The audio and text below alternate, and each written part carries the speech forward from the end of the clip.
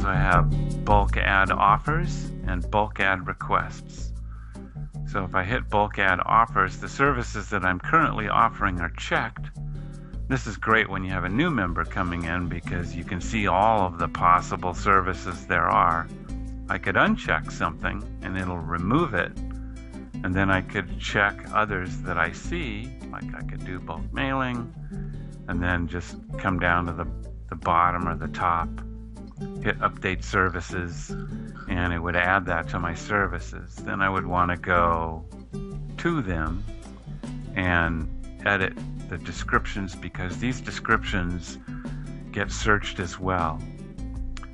It used to be we had 37 different kinds of massage and about 15 categories, and so it was basically impossible to report how much massage was provided. And now we have massage under health and wellness. There's just one. Each massage therapist writes their own description of whether they do craniosacral therapy or Reiki or deep tissue, whatever it is. And so then if I search for cranio, I'm going to get two providers, Katie Taylor and myself. She's in Auburn. And so now let's say I want to limit it to South Portland, 04106, put in my zip code, and now it's just me. Or I could just put in South Portland, and it would also limit it just to me. My services, same thing with bulk add requests, works just the same. I can remove an image or add an image from here. We don't associate images with services we're going to receive. The other thing you notice on this page is when I put in a service, like here I put in a service I want to receive, a link appears to the members that are offering that. So right away I don't even have to go look. Here's a link right here. And she's associated her profile image both with the service and with her profile. And here I can see here's someone who's close and they're recent. About everybody here is recent. Allison's not, although she logged in June, 2.5 miles away. If I click on health and wellness massage, I'll get everybody just in that category. Sometimes a search return will have different categories. Like if I put in painting, there would be people for house painting and people for art. Well, I could then click the house painting one. In fact, let's just try it. Let me put in painting, and we'll search for that. 70 providers. So there's arts and crafts.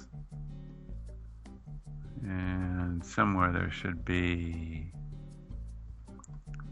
arts and crafts, furniture, modeling, children, youth, classes, tutor, construction, home repair. Here we go. So I'll hit that category. Now we have everybody just in construction, home repair. So I've narrowed it down to, people that might offer house painting. My page, my groups we looked at. My images is where I upload a banner. You noticed on my page there was a banner in my profile image. My attributes is where I can associate, basically manage. We do the same thing, bulk add attributes. I can either do a single one or do bulk add. It'll show me all the attributes I currently have. And it's like under languages, I could put in that I know a little French and I know a little Spanish, which is going to be up here somewhere, Spanish, and hit update attributes, and those would be added to my attributes. I'm not going to do it because I don't know them well enough to say so. And members are alerted. Only staff can see these. They're not published anywhere. They don't appear in any profile or report that other members may see.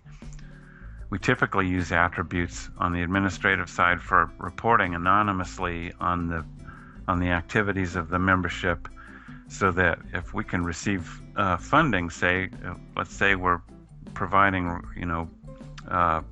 we're providing services to a Hispanic population, or we're providing services to a low socioeconomic, low income population, we can demonstrate through reporting on the administrative side who and how many hours of services we're providing, and perhaps there's funding for that, state or local or even federal funding for some kind of program. So it gives us the ability to document our activities and thereby qualify for grants and that sort of thing. An attribute can be set to private, in which case I can see that it's associated with my account, but I would not be able to add it to myself or to take it away from myself. Same thing with services, same thing with groups. I think we saw in the My Groups the one that said for office use only. That was one that had been set to private. Offers, it's just a different way to search for offers. You can just see all of the categories like we were doing for the public, only from here we can bore all the way down. This is another way I could say, oh, well, we have cut flowers, and click add, and that would add that to my profile as a service that I want to provide. If I click on the name of the service, I'll get the members that are providing cut flowers in season. And also I could add this to my profile from here as well. Same thing for requests. My hours now, reporting hours. 2 ways to report hours. The long way, and we support one-to-many and many-to-one, and it does in fact work. Let's say I provided leaf raking. We'll say it's fall, and I helped 2 of my neighbors rake leaves. And so one of them was Ryan, and one of them was Linda.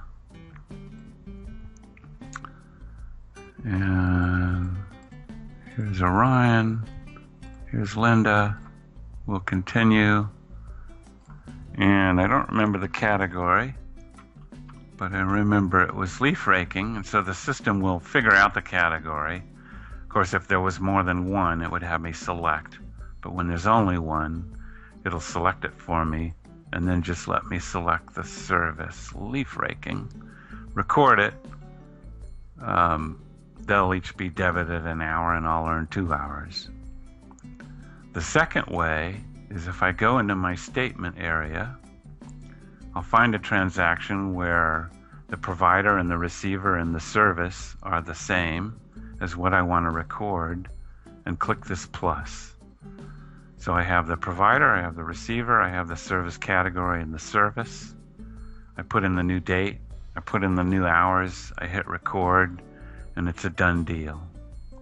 While we're looking at my statement, if someone was unhappy with the service that I provided, so here, let's see,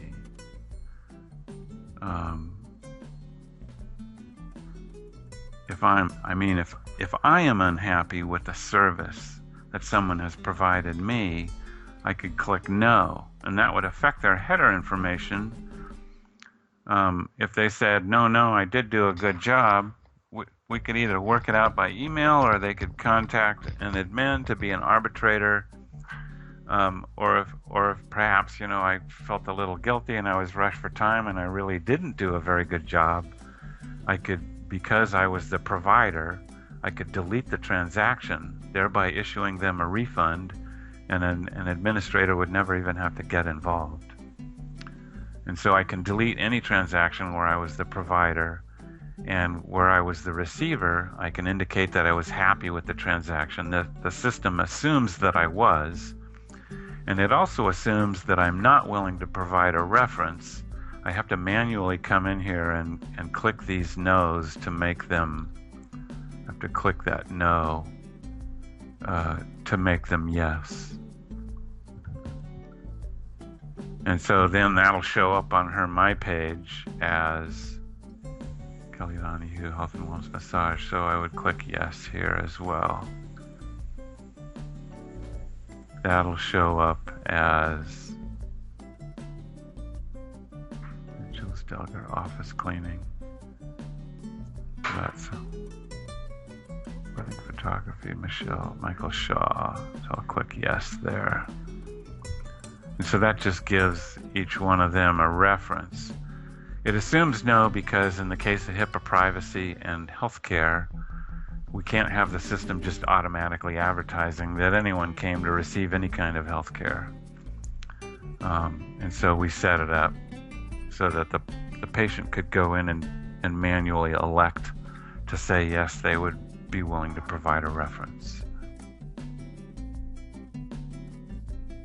My hours, reporting from my statement, my services, adding and removing services, my profile, contact information, seeing what my page looks like to other members, managing my groups, managing my images, managing my attributes, searching for offers, requests, and searching everything. We can zoom in or zoom out. It's context-sensitive help everywhere. It's going to take you first to help about where we are. Here's about how to do hours, and then while you're there, you have access to the whole help system. Messaging, member to exchange, member to member, member to group, seeing the whole member list, the exchange news. That pretty much covers all of the member side.